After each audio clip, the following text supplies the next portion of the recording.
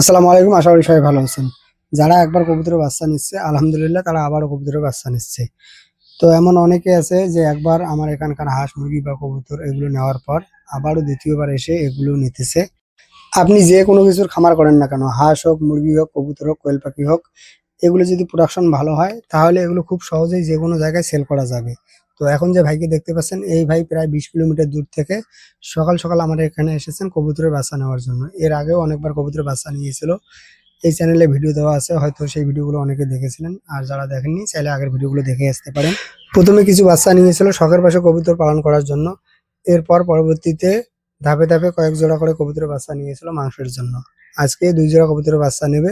মূলত এই ২ জোড়া কবুতরের বাচ্চা নেওয়ার জন্য ২০ কিলোমিটার দূর থেকে সকাল এই শীতের সকালে বাইক চালিয়ে আমার এখানে এসেছে।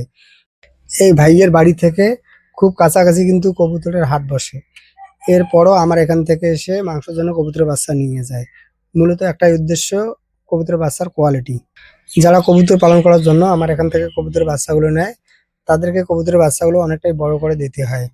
তো এর আগে কয়েকজনকে কবুতরের বাচ্চাগুলো বড় করে দিয়েছিলাম। আর আমার এখান থেকে সবচেয়ে বেশি বাচ্চা নিয়েছে দীপ ভাই। প্রায় ২০ জোড়া বাচ্চা নিয়ে নতুন করে কবুতর পালন শুরু করেছে। এখনো কিন্তু পুরোপুরি ৩ মাস হয়নি, কবুতর ডিম দিয়েছে।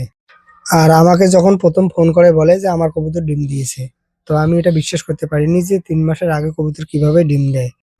এই ভিডিওটার শেষে তার কবুতরের ডিম আর কবুতরের ভিডিও দেওয়া আছে। তো এত তাড়াতাড়ি কবুতর ডিম দেওয়ার কারণ হচ্ছে কবুতরের প্রতি যত্ন, ভালোবাসা। সঠিকভাবে কবুতর পরিচর্যা করতে পারলে অবশ্যই কবুতর পালন করে কবুতর থেকে সফলতা অর্জন করা যায়। আমি আমার কবুতরের বাচ্চা বিক্রি করার জন্য বলতেছি না। কারণ প্রোডাকশন যদি ভালো থাকে অবশ্যই মানুষ দূর-দূরান্ত থেকে এসে সেগুলো নিয়ে যাবে। তবে এবারে ১ম এর যে বাচ্চাগুলো ছিল সেই বাচ্চাগুলোর কোয়ালিটি আমার এখানকার খুব ভালো হয়েছে। আর পরের কিছু বাচ্চা আছে যেগুলোর কোয়ালিটি অনেকটাই খারাপ হয়েছে। আর এটার কারণ হচ্ছে বর্তমানে কিন্তু প্রচন্ড পরিমাণে ঠান্ডা পড়েছে। যার ফলে মানে কিছু কবুতরের বাচ্চার একটু সমস্যা হয়েছে।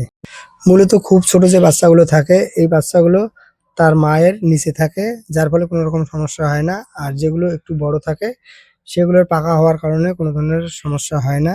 যেগুলো মোটামুটি মানে মিডিয়াম সাইজ বা মিডিয়ামের থেকে একটু ছোট থাকে মূলত সেই বাচ্চাগুলোর একটু সমস্যা হয় মানে অতিরিক্ত ঠান্ডায়।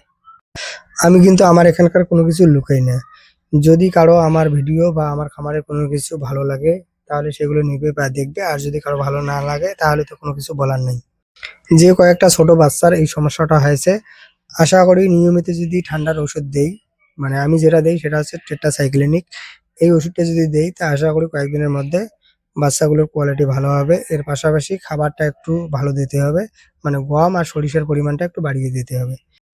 নতুন কবুতরগুলো আমার বাসা তৈরি করা শুরু করেছে। এর পাশাপাশি ২-১ জোড়া কবুতর ডিম বাচ্চা দেওয়াও শুরু করেছে। আশা করি খুব তাড়াতাড়ি সবগুলো কবুতর ডিম দেবে।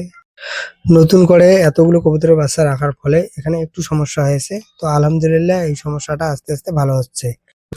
আগের ভিডিওতে আমি আপনাদেরকে বলেছি যে এখানে কিছু নতুন করে ঝুড়ি লাগিয়ে দিতে হবে। যেহেতু নতুন কবুতরগুলো ডিম দেওয়া শুরু করেছে।